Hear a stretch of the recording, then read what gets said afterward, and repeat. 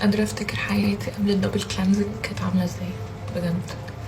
بكل صراحة وبكل امانة انا معرفش انا كنت بغسل وشي ازاي. ما كنتش بغسل وشي، ده ما كانش يعتبر غسيل وش.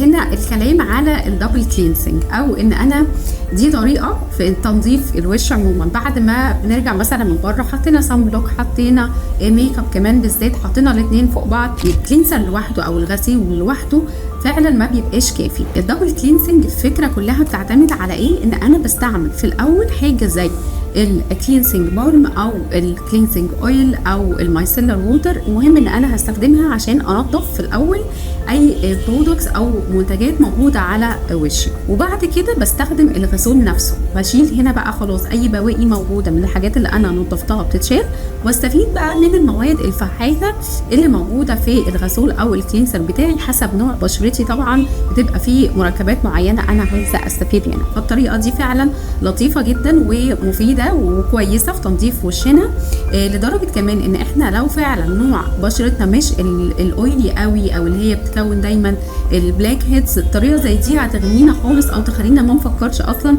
ان احنا من وقت للتاني نعمل هايدرا فيشيال او جلسات بتاعه تنظيف البشره.